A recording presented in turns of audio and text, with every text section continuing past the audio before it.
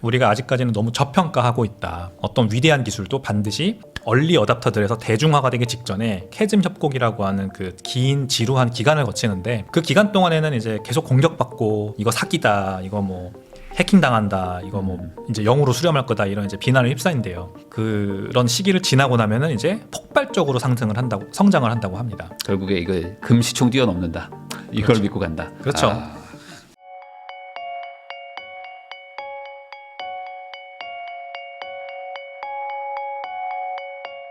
스매시파이의 백훈종 대표님하고 이야기 나누고 있는데요. 그러면 방금 말씀해 주신 것처럼 이런 얘기들 항상 하잖아요. 뭐 10몇 년 전에 비트코인 나올 때 사놨으면, 뭐 10개라도 사놨으면 지금 인생 바뀌었다, 뭐 이런 얘기들을 공공연하게 하는데, 이게 똑같이 10년 전에 사놓으면 좋았다는 걸 지금 사면 2030년, 40년에 인생이 또 바뀔 수도 있는 거잖아요. 네. 그러면은 지금 산다고 쳤을 때 한 1억 한 2천, 3천 하는 요 가격대 매수하기 나쁘지 않다, 이렇게 봐야 되나요? 네, 물론입니다. 비트코인이 뭐 개당 가격으로 보면은 1억 5천만 원, 1억 3천만 원, 네. 뭐 이렇게 비싸게 느껴지지만 이제 시가총액 기준으로 보면은 2조 달러가 이제 아직 좀 안 되고, 이제 덩치로 비교해 보면은 애플 주식, 엔비디아 주식, 마이크로소프트 주식보다도 아직 낮은 수준이에요. 근데 저는 비트코인이 가지고 있는 그 포텐셜이 애플, 아마존 뭐 이런 빅테크 기업들과 견주어서 전혀 뒤지지 않는다고 생각을 하거든요. 오히려 훨씬 더 혁신적인 부가가치를 가져왔다고 저는 생각을 합니다. 그러니까 인류의 정말 보편적인 이 삶을 진일보시킨 기술, 아마존도 뭐 상거래, 전자상거래라는 거를 그렇게 가져왔고, 애플은 이제 스마트폰이라고 하는 거를 가져왔고, 물론 대단히 위대한 기업들이면 분명하고, 그렇기 때문에 높은 밸류에이션을 받는 거 당연히 인정합니다만, 이제 비트코인이 가져온 혁신은 무엇이냐? 그동안 뭐 IMF 추산으로만 25억 명의 사람들이 전 세계에서 금융 인프라의 혜택을 못 받고 있다. 은행 계좌도 없고 신용카드도 없대요.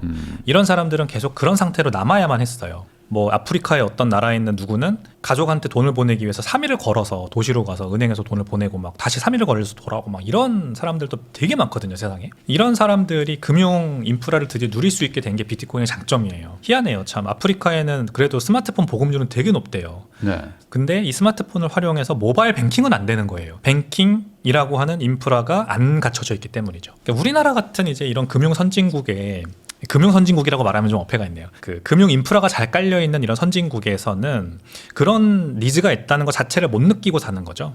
근데 사실 해외에 나가 보면은 특히 필리핀 같은 뭐 동남아, 필리핀이라고 특정하기 좀 그런데, 동남아나 아니면은 뭐 남미 이런 국가에 가 보면 은행 앞에 줄을 길게 서 있는 사람들도 아마 자주 보실 걸요. 왜냐면은 내가 오늘 받은 월급을 달러로 좀 바꿔놓고 싶은 거예요. 왜냐면 화폐 가치가 너무 하루아침에도 막 하락을 많이 하니까. 근데 달러를 사기 위해서 은행에 가면은 달러가 없는 거예요, 은행에. 네. 그래서 은행에 줄을 이렇게 길게 서고 4시까지 줄 서고 결국 없다 그러면 돌아가고 다음날 또 줄 서고, 이제 이런 사람들이 진짜 자주 보입니다. 이런 하이퍼 인플레이션에 허덕이고, 그리고 이 물가 상승 때문에 이제 내 재산 가치를 지키지 못하고 또 돈을 보내기도 어렵고 받기도 어렵고 이런 모든 것들로부터 탈락한 삶을 사는 사람들이 비트코인을 활용하기 시작하면서, 말하자면 선진국에 사는 우린들처럼 금융 문명의 혜택을 받고 살 수 있게 된 거예요. 그러니까 엄청난 혁신이거든요, 이거는. 이런 기술을 우리가 아직까지는 너무 저평가하고 있다. 그래서 이런 인식들이 올라와서 비트코인의 가치가 제자리를 찾을 때가 이제 본격적으로 대중화가 일어나는 시점이겠죠. 그게 바로 이제 뭐 캐즘 협곡이라는 말이 있잖아요.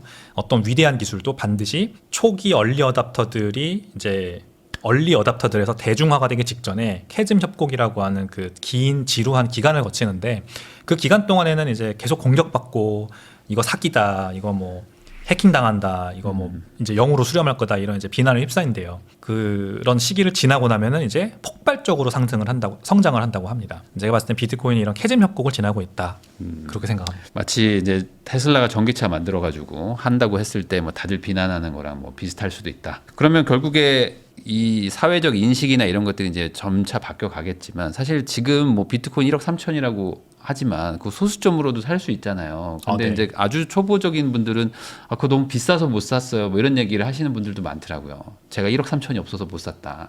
그러니까 아직 그 인식이 아주 뭐 낮은 것 같아요, 전체적으로 봤을 때는. 그러면은 지금 이런 상황은 길게 봤을 때 이 비트코인 역사에서 아주 초기니까, 지금 산다고 치면 물론 많이 사면 좋겠지만 최소한 뭐 한 개를 사라, 뭐 이런 얘기 하시는 분들도 있잖아요. 네. 뭐 대표님은 어떻게 보십니까? 그렇죠. 이제 부익남이라는 채널명에 걸맞게 제가 부동산으로 좀 설명을 드려보면, 네. 이제 1970년대 강남 땅을 아마 사시려고 했던 사람들도 비싸다고 생각하시지 않았을까요? 여기 뭐가 있다고. 네. 뭐 그때 얼마인지 제가 잘 모릅니다만, 야 여기 논밭인데 다 이게 뭔데 여기가 뭐 이 돈을 주고 사냐 이렇게 생각했던 사람들도 분명히 많을 거예요. 그 이면을 봤던 사람들은 지금 당장 얼마다. 그래서 뭐 옆에 다른 땅과 비교해서 더 비싸다 이런 식으로 생각을 한 게 아니라 그 입지의 어떤 가능성을 봤겠죠. 이제 제가 좋아하는 또 다른 이제 부동산 전문가이신 유현준 교수님. 네. 이분은 이제 그 건축 디자인 하시는 분이잖아요. 그분이 이제 방송에서 자주 하시는 표현이 건물이 나무에서 철강이나 이런 더 튼튼한 재료로 지어질 수 있게 되면서 땅 한마디기의 가치가 훨씬 더 높아질 수 있었던 거고, 왜냐하면 층을 높이 올릴 수 있으니까. 네. 그리고 거기에 엘리베이터라는 기술까지 등장을 하면서 더 높이 지을 수 있게 된 거고, 즉 그 땅의 용적률이 기술 발전으로 인해 높아지면 높아질수록 그 땅의 가치가 올라가고 부동산 가격도 올라가는, 이거는 1970년대에 그 농지를 다른 농지와 비교했던 사람들은 알 수 없었던 부분이었다고 저는 생각을 하거든요. 네. 즉 아예 기술적으로 내가 이런 세상이 올 거라고 예상을 했던 사람만이 강남 땅을 그렇게 당시에도 비쌌음에도 불구하고 살 수 있었다고 저는 봐요. 비트코인도 똑같습니다. 지금 비트코인은 그냥 다른 암호화폐 대비해서 가격이 많이 올랐고 더 비싸다 이렇게 생각하면은 이 앞으로 더 올라갈 거라는 예상도 할 수 없고 그냥 비싸다는 느낌만 들 뿐인데, 이 비트코인은 말하자면 인터넷 세상에 지어진 강남이거든요. 네. 희소한 자산이라는 거는 결국 구획이 정해진 한정된 땅이란 얘기예요. 근데 이 땅에 앞으로 그럼 뭐가 올라갈 수 있냐를 봐야죠. 인터넷에 구글, 뭐 아마존, 넷플릭스 이런 건물들이 들어서면서 그 건물들의 부가가치가 엄청나게 높아졌듯이 이 인터넷이라고 하는 공간에 이제는 한정된 땅이 생겼어요. 인류 최초로. 그리고 이 땅 위에 뭐가 지어질지가 앞으로 우리가 고민해야 될 부분입니다. 예전에 70년대 예상할 수 없었던 철강 콘크리트 건물이나 엘리베이터 기술 같은 무언가가 이 한정된 인터넷 위에 땅 위에 올라올 거다라고 저는 봐요. 이게 앞으로 투자 포인트입니다. 그러면 지금 허허 벌판이거든요. 비트코인은. 네. 이 위에 올라와 있는 게 없잖아요. 지금은 오로지 그냥 한정되어 있다는 것만으로도 가치가 막 올라가고 있는 거거든요. 그럼 이 위에 건물이 올라온다고 생각을 해보세요. 예를 들어 드릴게요. 미국의 유튜브라고 하는 가장 대표적인 동영상 스트리밍 플랫폼이 있습니다. 우리 다 유튜브를 쓰죠. 근데 럼블이라고 하는 동영상 스트리밍 서비스 혹시 들어보셨나요, 여러분? 럼블이요? 네, 럼블이라는 서비스가 있습니다. 이 서비스는 유튜브랑 똑같은 동영상 스트리밍 플랫폼인데 뭐가 다르냐? 유튜브는 자체 검열을 하잖아요. 어떤 컨텐츠들은 그냥 노딱이 붙기도 하고 아니면 그냥 채널이 폭파되기도 하고 이러지 않습니까? 네. 이런 것들에 불만을 느끼는 사용자들이 너무 많으니까 럼블이 이제 서버를 자체 서버로만 오로지 운영을 하고요. 절대 서버 위치를 밝히지 않아요. 그래서 정부 검열로부터 완벽하게 자유로운 진짜 자유의 동영상 스트리밍의 땅을 만든 겁니다. 근데 이 회사가 주가가 엄청나게 많이 올라가고 북미 지역에서 엄청나게 큰 성장을 하고 있거든요. 그리고 이 회사가 이게 우연인지 필연인지 모르겠는데 비트코인이랑 스테이블 코인, 달러 기반 스테이블 코인으로 크리에이터들에게 후원하는 기능도 앱에다가 담았어요. 네. 그러니까 내가 이걸 보다가 부익남 채널을 럼블을 통해서 보다가 저 게스트가 하는 말이 너무 마음에 드는데 그러면 좋아요 누르고 뭐 아니면 슈퍼챗도 쏠 수 있지만 비트코인이나 스테이블 코인으로 즉시 후원도 가능하고 이제는 아예 스트리밍 자체를 그냥 지갑에 있는 비트코인이 자동 차감되는 식으로 할 수 있게도 하는 기능도 나온다고 합니다. 그러니까 원래는 광고를 보거나 아니면 미리 구독을 해서 돈을 내고 보거나 이게 유튜브랑 똑같았는데 이제 내가 보는 만큼 비트코인 지갑에서 분당으로 자동으로 차감되는 식으로 결제를 할 수가 있게 되는 거예요. 이게 돈의 스트리밍이라는 표현을 씁니다. 동영상만 스트리밍 되는 게 아니라 돈도 스트리밍 되는. 그러다 보면은 럼블이라고 하는 회사의 모토에 맞게, 즉 우린 검열 없다. 전 세계에서 그냥 원하는 컨텐츠 마음대로 올려서 볼 수 있다. 돈도 당신이 어디에 있든 어느 국가에 있는 사람이건 이 탈중앙화된 돈인 비트코인을 활용해서 마음대로 후원하고 쓰고 받고 거기에서 경제 활동을 하세요. 이렇게 되는 진짜 비트코인 땅에 건물이 하나 들어선 거죠. 이 건물이 뭐 앞으로 엄청나게 유튜브처럼 성공할지 그거는 일단 모르겠습니다. 하지만 어쨌든 들어서고 있어요. 이런 것들이. 이런 가능성을 보고 비트코인에 지금 투자한다면 한 개를 사는 건 엄청나죠. 2100만 구획을 가진 도시에 한 개의 구획을 가지는 거잖아요. 네. 엄청난 거고 뭐 단 0.1개만 사더라도 괜찮은 거죠. 괜찮은 겁니다. 맨하탄에 땅 하나 사는 거예요. 말하자면. 그렇게 생각을 하고 비트코인에 투자하면 좋겠다.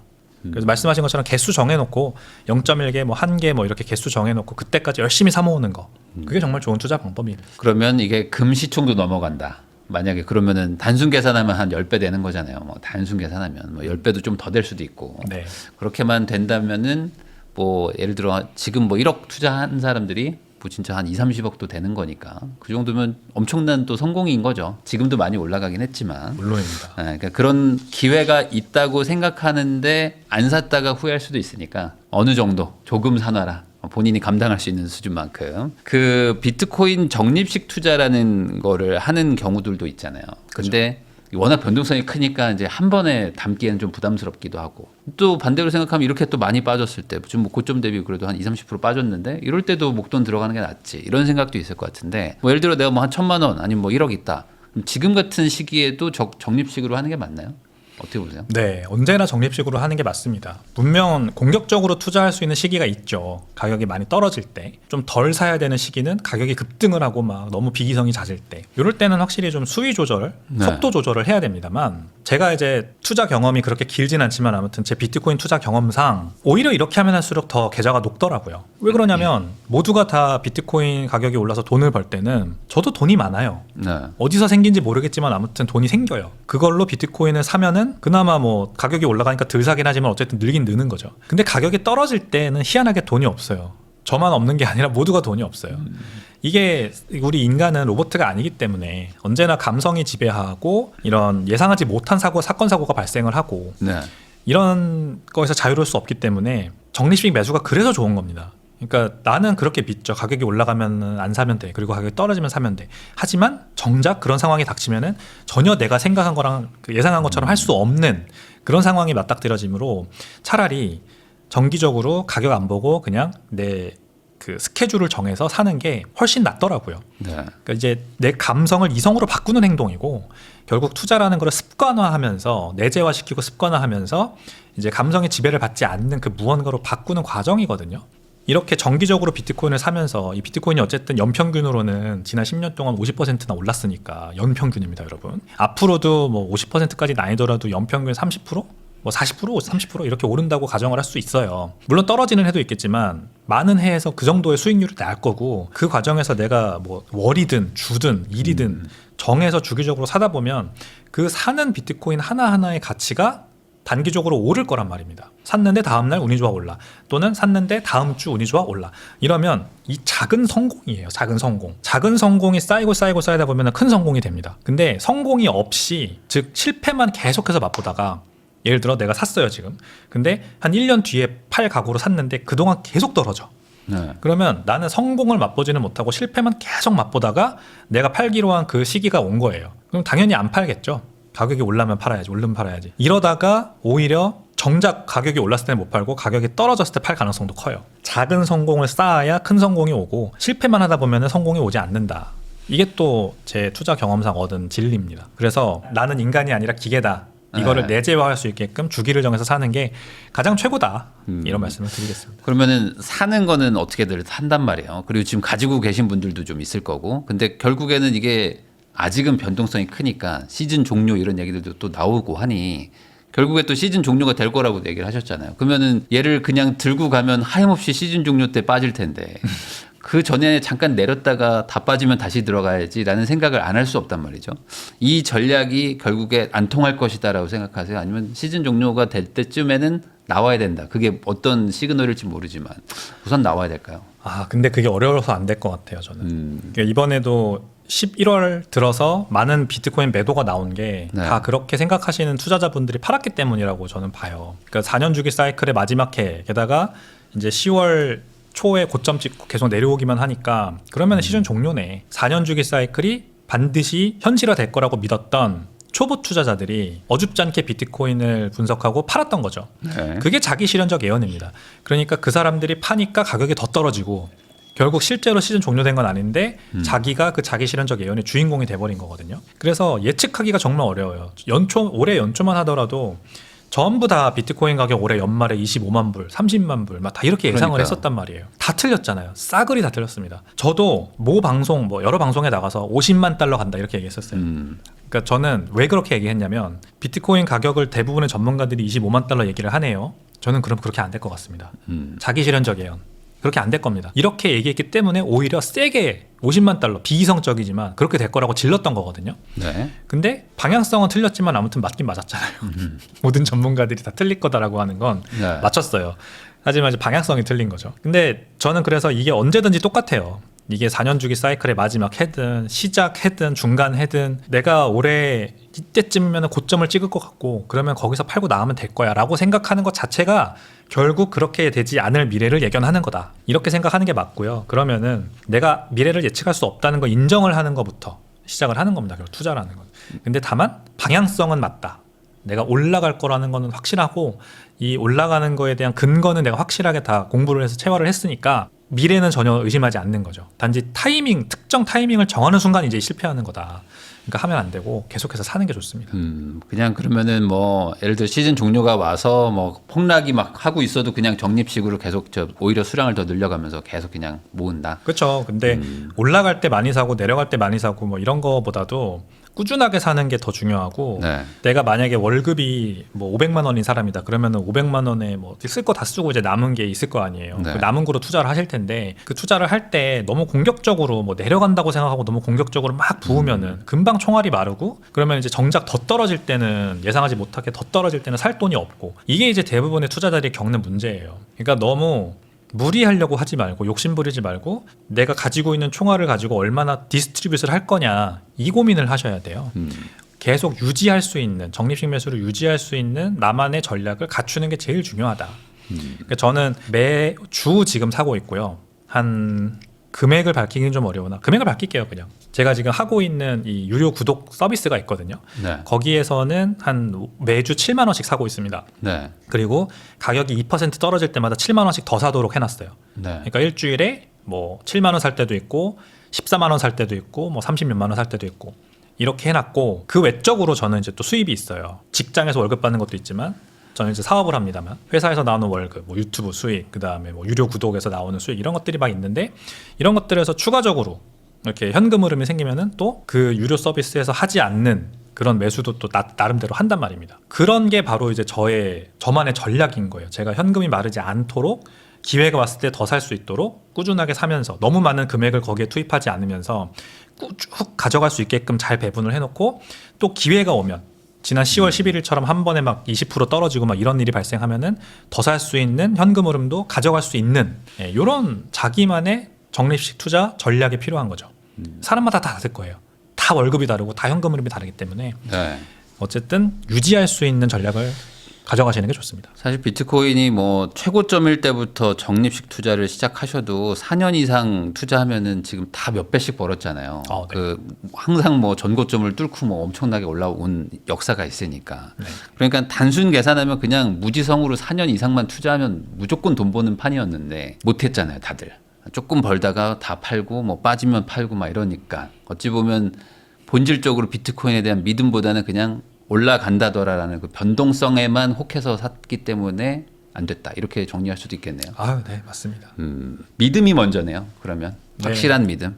확실한 믿음이 먼저고 이 믿음을 가지려면은 먼저 이제 공부가 선행돼야 되고 네. 이제 100시간 이상 어떤 자산에 투자를 해서 공부를 하고 확신을 갖는 게 정말 중요합니다. 이제 이거는 제가 하는 말이 아니라 많은 유명한 투자자들이 다 같은 말을 해요. 그 피터 린치라고 하는 유명한 월가의 투자자 그 사람이 이제 마젤란 펀드라는 걸로 굉장히 유명하지 않습니까? 물론 이 사람은 마젤란 펀드를 운영하면서 뭐 몇백 퍼센트의 회전율을 가졌어요. 정말 많은 종목들을 사고 팔고 했지만 이 사람의 투자 철학은 기본적으로 분산 투자를 하지 말자예요. 네. 분산 투자는 멍청한 짓이다라고 얘기를 했습니다. 계란을 한 바구니에 담아라. 이거를 분산하는 거는 오히려 일생을 바꿀 기회를 놓치는 행위다라는 거죠. 즉 위너를 팔고 루저를 사는 행위, 뭔가 뭐 바벨 전략을 가진다. 이거에 대한 신뢰가 확신이 부족하니까 요거에도 투자하고 이런 건데 그거는 결국 이제 내가 충분히 이 신뢰를 줄 수 없는 정도로밖에 공부하지 않았다는 얘기가 되고 그러면은 투자를 통해서 뭐 안정적인 수익을 거둘 수 있지만 내 일생을 바꿀 정도의 수익을 거두는 건 애초에 그렇게 하면 불가능하다. 또 헤지펀드 매니저 중에 유명한 스탠리 드러켄밀러도 같은 말을 했죠. 분산 투자하지 마라. 계란을 한 바구니에 담아야 된다. 컨빅션을 가져야 된다. 돌아가신 찰리 먼거도 그런 말을 했습니다. 나는 일생 동안 단 3개의 주식만 투자했다. 더 이상의 주식은 필요 없다고 생각한다. 그러니까 분산 투자하지 말아라. 이게 이런 사람들이 괜히 이런 말을 하는 게 아니라 다 좋아요. 분산 투자도 다 좋고 다 좋은데 결국 투자를 통해 성공하려면 엄청난 믿음과 확신을 가져야 돼요. 무언가에는. 그렇기 때문에 그게 선행되지 않은 투자를 하면은 분산 투자를 하든 뭐 몰빵을 하든 다 실패하는 겁니다. 저는 이제 개인적으로 비트코인에 대해서 그렇게 뭐 100시간이 아니라 그 이상을 투자해서 공부를 해본 사람으로서 엄청난 확신을 가지고 있는 거고 그 확신이 저한테 이제 부가되어 돌아오는 거죠. 그러면 결국에 이제 비트코인 좋다는 거는 이제 알겠는데, 근데 이게 결국에는 또 뭐 시즌 종료도 있고 막 또 폭락도 하고 그러면 특히 안 팔고 싶어도 팔아야 되는 뭐 어떤 뭐 집을 산다든지 뭐 결혼한다든지 뭐 이런 것도 있잖아요. 그러면 지금 이 시청하시는 분들 입장에서는 뭐 이걸로 진짜 20-30배 올라갈 것 같으면 전 재산을 투자하고 싶은 마음도 있고, 또 반대로 그 전 재산 다 투자했다가 또 내가 다음번 목돈이 필요하면 또 팔아야 되니까 그것도 걱정되고, 너무 많이 올라갈 거라는 확신이 있지만 그럼에도 불구하고 자산은 일부만 태워야 될까요? 이런 자산에는? 일단은 변동성이 크기 때문에 네. 공부나 확신이 선행되지 않은 상황에서는 이제 일부 굉장히 적은 포트폴리오의 재산의 적은 부분만 비트코인을 담는 게 뭐 예를 좋습니다. 들면 자산에만 5% 10% 뭐 이 그렇습니다. 정도만. 네, 이제 크게 타격을 받지 않을 정도. 근데 일단은 이런 말씀을 드리고 싶어요. 일단은 뭐에 투자하든 먼저 인생을 선순환시키는 게 우선입니다. 선순환이라는 거는 뭐냐? 갑자기 내가 뒤에 앉아있는 부장님 뭐 싸대기를 때리고 사표 던지고 나가고 싶다라는 생각을 하고 있으면 지금 직장 다니시는 분들이 그러면 선순환하지 못하고 계신 거예요. 죄송하지만 선순환하는 삶은 만족스러워요. 내가 살고 있는 이 현재 인생이 굉장히 만족스럽고 일이 잘 풀리고 직장도 나가는 게 너무 뭐 글쎄요 즐겁다고까지는 할 수는 없지만 내가 하는 일이 아무튼 만족스럽고 여기에서 이제 보람을 찾고 있고 내가 그런 선순환을 하는 중에 뭔가에 투자를 해야 잘 되고 갑자기 돈이 필요한 일이 안 생기거든요. 네. 그래서 말씀하신 질문에 이제 있는 내용 중에 그런 게 있었잖아요. 집을 사는 일이 생길 수 있다. 이런 거는 이제 여러 가지 가정을 할 수 있는데 선순환하는 과정 중에 나오는 집을 사야 되는 상황은 너무 좋은 거죠. 내가 인생이 만족스럽고 지금 삶이 만족스러운 상황에서 어떤 집에 이사 가려고 열심히 투자를 하고 있고 돈을 모으고 있는 중에 그게 이제 비트코인으로 돈을 벌고 있었고 내가 목표하는 금액이 됐을 때 저 이제 부동산에 이사 가기 위해서 비트코인을 파는 거는 너무나도 좋은 행위입니다. 내가 지금 쌓고 있는 돈이라고 하는 법정화폐라고 하는 돈보다 훨씬 더 강한 돈에다가 내 에너지와 노동을 저축해 놓고 있다가 더 그 목표에 빨리 다다른 거죠. 그러므로 아주 좋은 건데 선순환하지 못한 역순환하고 있는 삶에서 내린 그 같은 결정은 예를 들면 이런 겁니다. 내가 지금 억지로 막 직장 다니면서 돈을 먼저 살고 있어요. 그리고 배우자가 무조건 저 집에 이사 가야겠다고 나한테 바가지를 엄청 긁고 있는 상황이에요. 네. 그래서 빠득빠득 얼굴 모으고 투자를 해가지고 어떻게든 저기에 이사를 가려고 노력하고 있는데 나도 모르게 다른 데다가 잘못 베팅을 해가지고 한 4천만 원 정도 쓴 거예요. 그래서 이거를 메꾸려고 무리하게 비트코인에 투자를 하는 겁니다. 야, 비트코인이 연말에 오른대. 그러면 지금 4천만 원 여기다 지금 돈 1,000만 원 있는데 이거 여기 넣어놓으면 3배 가니까 그러면 한 연말에 이제 4천만 원 내가 찾을 수 있을 거야. 이런 식의 생각을 하고 투자를 하고 그 목표로 비트코인을 샀다가 이제 파는 거는 내가 집을 사려고 하는 목표에 절대 다다를 수 없는 결정이죠. 그거는 그렇게 안 됩니다. 무조건. 그래서 같은 시나리오지만 내가 어떤 상황이냐가 굉장히 중요한 거고 비트코인을 내가 먼저 인생을 선순환 시켜놓고 매수를 하면은 갑자기 돈 쓸 일이 많이 없어져요. 뭐 갑자기 뭐 내가 사고를 당해서 불의의 사고를 당해서 병원비를 내야 된다거나 내가 직장에서 갑자기 잘린다거나 아니면은 뭐 다른 투자해놓은 게 잘못돼가지고 여기서 막 돈이 이자가 엄청나게 발생한다거나 이런 것들이 안 생기면은 편안하게 비트코인을 모을 수 있습니다. 그러면서 내가 목표하는 무언가를 위해서 이제 이걸 팔고 그걸 할 수가 있게 되는 거죠. 이건 너무나도 좋은 행위입니다. 그래서 이렇게 먼저 선순환하는 삶을 만드시기를 먼저 말씀드립니다. 기한이 정해져 있는 어떤 돈 쓸 일이 있는데 그 전에 돈 불리려고 투자하지 마라. 네. 오히려 이걸로 돈을 계속 불리다가 그때 상황 봐서 그런 것들을 선택하는 거지. 맞아요. 뭐 잔금일 딱 정해져 있는데 코인으로 불리려다 날리고 이런 일들을 하는 게 문제다. 네. 라고 이제 얘기를 해주신 것 같습니다. 결국에 이 코인도 뭐 장기적으로 다 모아가야 된다라는 거는 동의는 하지만 그럼에도 불구하고 어쨌든 이 변동성이 워낙 크다 보니까 이 안에서 그래도 약간의 좀 기교를 부리면 더 수익률이 높아지지 않을까? 뭐 이런 생각들을 하는 경우들이 있잖아요. 왜냐면 차트도 계속 보면 보이거든요. 지금은 좀 사야 될 구간인 것 같기도 하고, 지금은 좀 너무 과열이다. 뭐 이런 것도 있는데 이 비트코인은 그야말로 사실 이제 그 심리가 막 영향을 다 주잖아요. 뭐 지수를 뭐 다른 걸 볼만한 게 별로 없기 때문에 사람들이 막 다들 막 난리가 나 있는 거예요. 막 예전처럼 또 광풍이 분다. 그럴 땐 좀 정리해줘야 되는 거 아닌가요? 그럼에도 그때도 들고 가야 되나요? 계속 정립을 해야 돼요? 이거 아닌데 싶으면서 계속 200~300씩 계속 사야 돼요? 물론 이제 이론적으로는 그런 때는 좀 정리를 하는 게 좋죠. 네, 한 50%만 정리할까요? 안 돼요?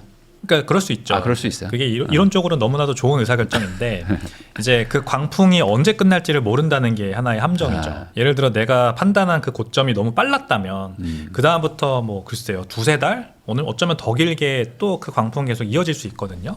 그때 찾아오는 포모가 너무 클 거예요. 네. Fear of missing out. 그게 더 내려갈 때보다 더 힘들거든. 그래서 나는 괜히 먼저 팔아가지고 왜 이런 지금 그러니까 주변에서 안 판 사람들이 막 부자가 되고 막 그런 매스컴에 그런 사람들이 조명되고 막 지난 2021년 상승 사이클은 제 기억이 나요. 어떤 공무원이 비트코인을 뭐 2년 전인가 잘 투자해 놓은 게 40억 원이 돼가지고 압구정 현대 아파트를 현금으로 샀다. 이런 기사들이 막 나오거든요. 내가 듣기 싫어도 막 들려요. 그러면은 미리 판 나를 얼마나 저주하겠어요. 네. 그러면서 나도 모르게 또 사게 되는 겁니다. 아직 안 끝났나 보다. 그러면서 고점에 사게 되고 그때부터 가격이 떨어지는 이런 이제 경험을 할 수가 있기 때문에 너무 무리하지 말고 욕심 부리지 말고 그냥 안 파는 게 제일 좋다. 특정 사이클, 특정 타이밍에 여기가 고점이라고 판단하는 것만큼 위험한 게 없다고 저는 생각을 합니다. 사실 옛날에 뭐 한 8천만 원인가요? 갔다가 2천만 원 떨어졌을 때 사실 거의 대부분이 다 나가셨을 텐데 이 시장에서 다 탈출했을 텐데 그때부터 다시 꾸준히 적립을 했던 분들도 있을 거잖아요. 8천에서 2천 갈 때까지 계속 적립했던 분들은 지금 돈 많이 벌었죠. 2천에 산 물량도 많으니까. 그럼에도 불구하고 이번에도 또 그런 일들이 일어날 수도 있지만 믿고 간다. 결국에 이걸 금시총 뛰어넘는다. 이걸 그렇죠. 믿고 간다. 그렇죠. 그게 진짜 된다라고 생각하는 분들은 사실 부동산이나 이런 주식 이런 것들을 하는 게 별 의미가 없어지기도 해요. 왜냐면 지금 한 10년 사이에 비트코인이 최고의 투자였잖아요. 네. 그 모든 것보다 사실. 맞아요. 앞으로 10년도 그럴까요?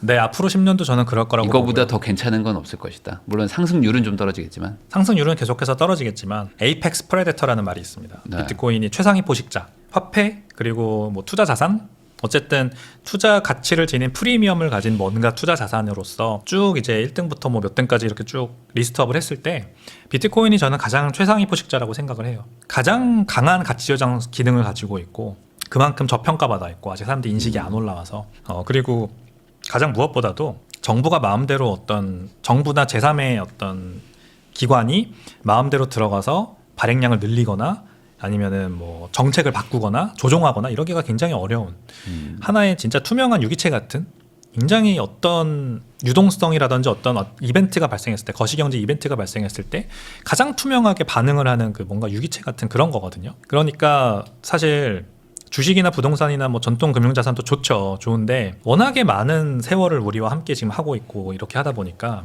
진짜 다양한 변수들이 존재를 해요. 그냥 투명하게 가격이 올라가는 게 아니라는 말씀을 드리는 거예요. 근데 지금 우리가 뭔가에 투자하는 포인트는 언제나 유동성이 많이 들어오고 그게 이제 희소자산의 가치를 올리는 거란 말이죠. 제일 퓨어하게 작동하는 게 바로 비트코인이라는 거기 때문에 앞으로 비트코인의 그 가치가 기존보다는 이제 상승률이 줄어들 수는 있지만 다른 자산 대비해서 언제나 뭐 환율도 그렇지만 다른 화폐 가치 대비해서잖아요. 네. 다른 자산 대비해서는 가장 많이 오를 거다 이렇게 생각을 합니다. 방금 말씀해주신 것들 이게 또 어찌 보면은 이제 비트코인을 생각하는 분들이 다 이제 동일하게 생각하는 부분이에요. 그러니까 좋다고 생각하는 분들의 다 공통적인 거죠. 그 사우디아라비아에서 금광이 갑자기 대규모로 막 발견되고 하는데 네. 비트코인은 그런 일은 없는 거잖아요. 갑자기 막 물량이 늘어난다거나 맞아요. 이럴 일들은 없으니 수요만 예측하면 돼서 저는 참 그게 단순해서 좋은 것 같아요. 맞아요. 수요만 예측하면 되니까 공급은 정해져 있으니까. 네, 지금까지 스매시파이의 백종훈 대표님과 이제 코인에 대해서 여러 가지 얘기를 해봤는데요. 뭐 이제 장기, 단기 예측도 해봤습니다. 그렇지만 결국에는